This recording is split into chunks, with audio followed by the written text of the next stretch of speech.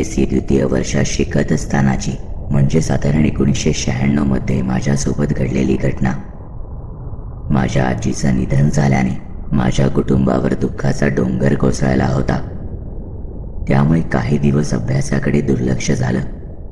माझं BSc second इयरचं practical book अपूर्ण होतं आणि ते पूर्ण करणं आवश्यक होतं. माझ्या वर्गात राजन कांबळे नावाचा अतिशय हुशार आणि मनमिळाऊ स्वभावाचा विद्यार्थी होता. त्याचे प्रॅक्टिकल बुक पूर्ण होते. बायोलॉजीचे बोपुलवार सर म्हणाले, कांबळेकडून प्रॅक्टिकल बुक घे आणि तुझं प्रॅक्टिकल पूर्ण कर. मी सुद्धा त्यांचा विचार अंमलात आणायचा असे ठरवले. अतकूर हे छोटेसे गाव. मी राहत होतो तिथून 7 ते 8 किलोमीटर अंतरावरचे. हे राजनचे गाव होते. त्याच्याकडून प्रॅक्टिकल बुक काढण्याचा निश्चय केला. शुभस्य शीघ्रम असा विचार केला आणि लगेच त्याच्या गावाकडे निघालो. साधारण 5:30 वाजले होते. उन्हाळ्याचे दिवस होते आणि दिवस अजूनही चांगलाच जोरात होता. अर्थात उन्हाळ्यात दिवस जरा उशिरा मावळतो हे लक्षात होते. 2 तासात परत येऊ शकतो असा विचार केला आणि मी निघालो. तरीही शंकेच्या स्वरात एक मित्र पुटपुटला, आता कुठे जातोयस? उद्या सकाळी जा. त्यावर मी म्हणालो, नको रे, आताच जातो. प्रॅक्टिकल बुक पूर्ण करायचे आहे. फक्त 3 दिवस हाताची आहेत रे. जास्त विचार न करता सायकलवर टांग टाकली आणि अतकूरच्या दिशेने मी निघालो. ते अगदी खेडेगाव. अर्थात यापूर्वी मी कधी त्या गावी गेलो नव्हतो. त्यामुळे गावाची किंवा रस्त्याची मला काही माहिती नव्हती. लवकरच लक्षात आले की रस्ता सामसूम आणि तेवढाच खडतर आहे. सर्वत्र खड्डेच खड्डे. रस्त्यातील खड्डे की खड्ड्यातील रस्ता हे शोधतच माझी सायकल निघाली होती. खेडेगाव असल्याने रस्ता अगदी निर्मनुष्य होता. रस्त्याच्या कडेने झाडी असल्याने हळुवार वारा वाहत होता. मोकळा रस्ता असल्याने मी छान रोमॅन्टिक गाणी म्हणत होतो. अचानकच कधीतरी वाऱ्याची हलकीशी झुळूक येत होती आणि अंगावर छानसा शहारा उमटून जात असे. उन्हाळा असला तरी वातावरण छान मोहक वाटत होतं. मी विचार केला, जर मी या वेगाने गेलो तर निश्चितच अंधार पडण्यापूर्वी परत सहज घरी येऊ शकतो. पण काय ते दुर्दैव, अचानकच सूर्य महाराज अस्त होण्याची चिन्ह दाखवू लागले. दिवसाचा उजेड कमी होत होता आणि स्वतःची सावली क्षीण होत होती. अर्थात सूर्य महाराज लवकरच बुडणार याची खात्री झाली होती. याचाच विचार करत असताना सहजच माझी नजर समोर गेली आणि पाहतो तर काय, समोर कोणीतरी उभं होतं. रस्त्याकडेला असलेल्या झाडाजवळ. हातात जेवणाचा डब्बा होता. बहुधा बाईच. अंदाज खरा ठरला. बाईच होती ती. दिसायला गोरी गोमटी, नाजूक आणि आकर्षक बांधा, केसात माळलेला गजरा, कोरीव भोवया, लाल चुट्टू कोट आणि कोणाच्याही अंतरंगाचा ठाव घेणारी डोळ्यांची जोडगोळी. पण एवढी सुंदर बाई अशा अवेळी आणि सामसूम रस्त्यावर कशाला उभी असेल? तिच्या सौंदर्याकडे दुर्लक्ष करत मी पुढे निघालो. तोच मागून मंजूळ आवाज आला, भाऊ मला येऊ द्या. आवाजात खूपच गोडवा होता. तरीही नकोसा बाईचा नाद, म्हणून मी कानाडोळा करीत होतो. तसा पुन्हा एकदा आवाज आला, अहो भाऊ मला येऊ द्या. आता मात्र मला कळेना, एवढ्या संध्याकाळी एक घरंदाज आणि आकर्षक दिसत असलेली बाई एका अपरिचित माणसाला बोलते काय आणि बिंदास येऊ द्या असे म्हणते काय. मी सायकल थांबवली. एव्हाना ती माझ्याकडे येत आहे अशी चाहूल लागली. जवळ येताच मी तिला स्त्री दाक्षिण्य राखून अदबीने म्हणालो, कुठे जायचे आहे? अतकूरला. तिने छान मंजूळ आवाजात सांगितलं. बोलताना तिची दंतपंक्ती चमकत होती आणि माझ्या मनाला मोहून टाकत होती. तसे ती पुढे म्हणाली, मला अतकूर येथे जायचे आहे, मी मागे बसते. असे म्हणत ती एव्हाना सायकलच्या मागच्या सीटवर बसली. तिच्या त्या चपळ क्रियेकडे मी अनिमिष नजरेने पाहिली. एकाच क्षणी तिची आणि माझी खऱ्या अर्थाने नजरानजर झाली. तरीही जास्त मोहात न पडता मी सायकल सुरू केली. पण सायकल सुरू करण्यापूर्वी तिला एक सूचना केली, की तिचा थांबा येईपर्यंत एकही शब्द बोलायचा नाही. एकीकडे सायकल सुरू आणि एकीकडे मनात अगणित विचार सुरू. अशा परिस्थितीत अशा सुंदर आणि मनमोहक स्त्रीबरोबर कुणी पाहिले तर काय होईल? हे गाव पूर्वी कधीही आपण पाहिले नाही. या रस्त्यावर कुणीही आपल्याला ओळखत नाही. या बाईचाच काहीतरी डाव नसेल कशावरून? असे अनेक संभ्रम मनात निर्माण होत होते. कदाचित हिची एखादी टोळी असेल आणि आपल्यालाच लुटून नेतील. पण माझ्यासारख्या विद्यार्थ्याजवळ लुटण्यासारखे काहीच नव्हते. मनचिंती ते वैरीन चिंती या विचाराने स्वतःशीच माझे मनाचे खेळ चालले होते. अशाच विचारात साधारण 1 तास गेला. या विचारांच्या साखळीत असतानाच पुन्हा तोच मंजूळ आवाज कानी आला. भाऊ थांबा, मला उतरायचे आहे. मी सायकल थांबवली. तिने अलगद खाली उडी मारली हे मला जाणवले. मी मात्र मागे पाहण्याचा मोह टाळला. आजूबाजूला तिच्या व्यतिरिक्त यावेळी कुणीही नाही याची मला खात्री होती. कातर वेळ होती. अर्थात तेवढा अंधार गडद पडला नसल्याने ती कुठे जाणार, कशी जाणार किंवा तिचे घर कुठे आहे हे विचारण्याचे आगाऊ धाडस मी केले नाही आणि मला त्याची गरजही वाटली नाही. मी जास्त विचार न करता सायकल घेऊन पुढे निघालो. साधारण 7 वाजले होते. एकतर रस्ता खराब आणि त्या सायकलवरही स्वरूप सुंदरी. त्यामुळे मित्राच्या गावी जाण्यास मला अपेक्षेपेक्षा बराच वेळ लागला. मी राजनच्या घरी पोहोचलो, पण तो घरी नव्हताच. शेतात गेला होता. पण त्याचा छोटा भाऊ घरी होता. त्याला थोडक्यात प्रॅक्टिकल बुकबाबत सांगितलं. काही अडचण न सांगता त्याने प्रॅक्टिकल बुक दिलं. थोडेसे जुजबी बोलणे झाले आणि लगेच मी परतीच्या मार्गाला निघालो. त्याच्या भावाला काहीतरी मला सांगायचे आहे असे उगीचच वाटले, पण तसा भास झाला असे समजून मी त्याच्याकडे कानाडोळा केला.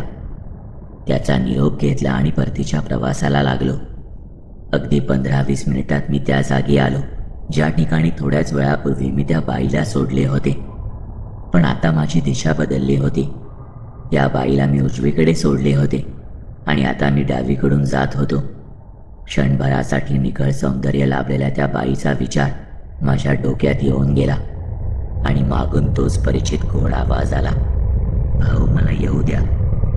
त्या मंजूळ स्वरांनी माझ्यावर मोहिनी टाकली होती आणि त्यामुळेच की काय मला भास झाला असे वाटले. परंतु अगदी कानाच्या जवळ पुन्हा तोच मधाळ स्वर, भाऊ येऊ का? आता मात्र माझी भीतीने गाळण उडाली. कोणत्याही माणसाच्या काळजाचे पाणी करणारा क्षण. मी प्रचंड घाबरलो. माझी अवस्था वाईट झाली, पण चेहऱ्यावर उसने अवसान आणून मी स्वतःला सावरत होतो. मुख्य म्हणजे यावेळीही तिच्या हातात जेवणाचा डबा होता. त्यामुळे नशिबात काहीतरी वेगळेच वाढून ठेवले आहे अशी शंका येत होती. मला हे जाणवले की एखादी दैवी अथवा दानवी शक्ती आपल्या समोर उभी आहे. मला याचीही भरपूर जाणीव झाली होती.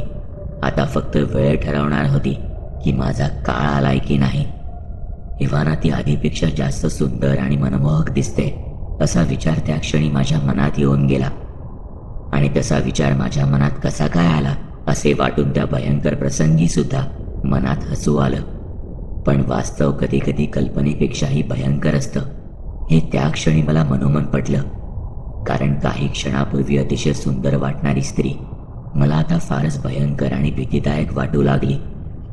त्या क्षणी आजूबाजूच्या सर्व गोष्टींचा एका क्षणासाठी मला विसर पडला.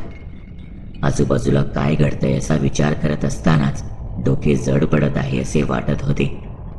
2 सेकंदातच मी भानावर आलो. त्या बाईने छान हसतच पुन्हा विचारले, भाऊ मला येऊ द्या. मी नाही म्हणण्याचा प्रश्नच नव्हता. किंबहुना मला दुसरा पर्यायच नव्हता.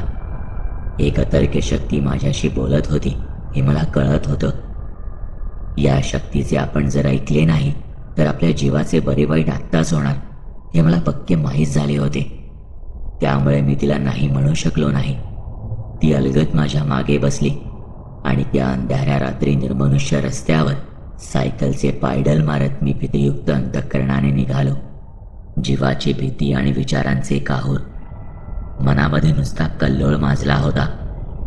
ज्या बाईला आपण थोड्या वेळापूर्वी सोडतो काय, तीच बाई पुन्हा आपल्याला त्याच जागी परंतु विरुद्ध दिशेला दिसते काय, आणि पुन्हा सायकलवर मला येऊ द्या म्हणते काय, तेही त्याच जेवणाच्या डब्यासह.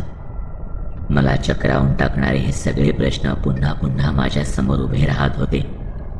आज आपल्याबाबत काहीतरी अघटित घडणार आहे असे वाटत होते. मनामध्ये देवाचा धावा चालू केला होता. पण एक मात्र खरे की एवढ्या गहन आणि कठीण प्रसंगात सुद्धा मी पूर्ण साहस गमावले नव्हते. देवावर अविचल श्रद्धा असल्याने यातूनही काहीतरी मार्ग निघेल असे मला मनोमन वाटत होते. लहानपणापासून पोथ्या पुराण वाचून मन सात्विक आणि खंबीर बनलेलं होतं आणि त्यामुळेच प्राप्त परिस्थितीला तोंड देण्याचे मी ठरवले. अशा विचारात अगदी 10-15 मिनिटेच गेली असतील. इतक्यात माझ्या मागून एका गाडीचा प्रकाश आमच्या दोघांवर पडला. गाडीवर लाईट पडल्या पडल्या माझ्या मागे बसलेली ती बाई अचानक माझ्या डाव्या बाजूने पुढे पळत गेली आणि धपकन कोणीतरी पाण्यात उडी मारली आहे असा मला आवाज आला. मला काही सुचेनासे झाले. सगळी मती गुंग झाली होती. अचानक मागून आलेली 2 व्हीलर माझ्या सायकल समोर येऊन थांबली. अंधारात एखादा प्रकाश चमकून गेल्यानंतर तो अंधार आपल्याला जसा जास्तच काळोखमय वाटतो तसेच मला काहीसे वाटले. त्या बाईचा विचार आणि अचानक आलेली 2 व्हीलर सगळ्या अनपेक्षित घटनांनी माझे डोके भणाणून गेले. मला काही कळायच्या आतच माझी शुद्ध हरपली. काही वेळातच डोळ्यांवर पाणी शिंपडल्याने मी डोळे उघडले आणि पाहतो तर काय, समोर साक्षात माझा मित्र राजन कांबळे आणि त्याच्याबरोबर अजून दुसरी व्यक्ती. माझ्या डोळ्यांवर विश्वास बसत नव्हता. राजन काहीतरी समजून गेला पण काही बोलला नाही. त्याने स्वतः सायकल झाडाला टेकवून ठेवली आणि मला त्याच्यासोबत येण्यास सांगितले. राजनच्या डोक्यात काहीतरी विचार सुरू आहे याची मला जाणीव झाली होती आणि माझ्या डोक्यातही सारखा त्या बाईचा विचार. ती बाई नक्की कुठे गेली? ती बाई पुढे का पळाली? त्या बाईचा नेमका उद्देश काय होता? अशा विचारतंद्रीत आम्ही राजनच्या घरी पोहोचलो. त्याच्या घरी येईपर्यंत एकही शब्द आम्ही तिघेही एकमेकांना बोललो नव्हतो. पण मी मात्र उत्सुकता आणि भीतियुक्त दृष्टीने हा सारा प्रसंग समजून घेण्याचा प्रयत्न करत होतो. राजनच्या घरी पोहोचलो. राजनने घरातील लोकांना चहा पाणी करण्यास सांगितले. तो सगळी परिस्थिती सांभाळून घेण्याचा प्रयत्न करत होता हे मला जाणवत होतं. राजनने बोलण्यास सुरुवात केली.